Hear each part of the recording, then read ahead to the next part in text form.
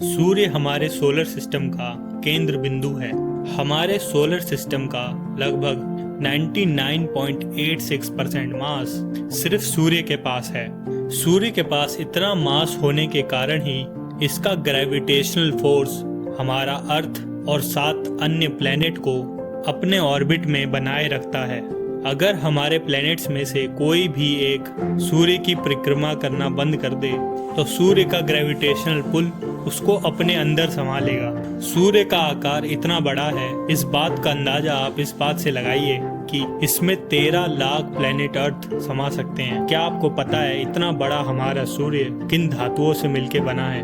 Hydrogen और helium, जिसमें hydrogen लगभग 75% है और हीलियम 24%। बाकी 1% अन्य धातु हैं। इसके कोर में हीलियम और उसके चारों ओर हाइड्रोजन। सूर्य की इतनी ऊर्जा और इसके ना खत्म होने वाली एनर्जी का राज है सन के कोर में होने वाली फ्यूजन रिएक्शन, जिसमें बेशुमार एनर्जी और लगभग 15 लाख डिग्री सेल्सियस की हीट पैदा होती है। फ्यूजन रिएक्शन को अगर सिंपल भाषा में समझा जाए तो 4 हाइड्रोजन के कण मिलकर एक हीलियम का कण बनाते हैं और ये एक तरह की न्यूक्लियर रिएक्शन है, क्योंकि इसमें हाइड्रोजन का एटम हीलियम में बदल रहा है। और यही रिएक्शन हमारे सन में होती है, जिसके फलस्वरूप हमें हीट और लाइट यहाँ अर्थ पे मिलती है। अगर हमारा अर्थ इस लाइट और हीट एनर्जी को डिस्पर्स ना करे तो हमारा अर्थ जैसे 4 बिलियन ईयर्स पहले था वैसे ही आग का गोला बन चुका होता। जहां सन के कोर का टेम्परेचर 15 लाख डिग्री सेल्सियस है, उसके मुकाबले सन के सरफेस का टेम्परेचर हैरतअंगेज तौर से 5500 डिग्री सेल्सियस है।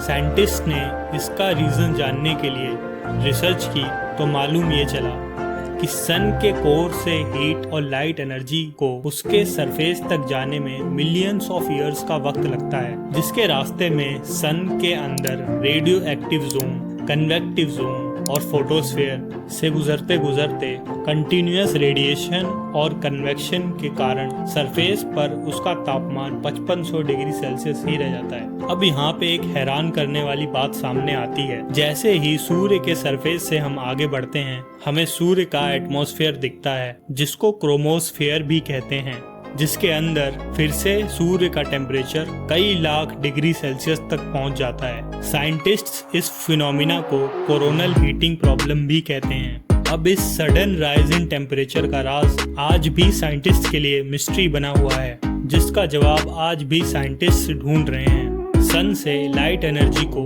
अर्थ तक आने में टोटल 8 मिनट और 20 सेकंड का वक्त लगता है। बस आज की वीडियो में इतना ही। धन्यवाद।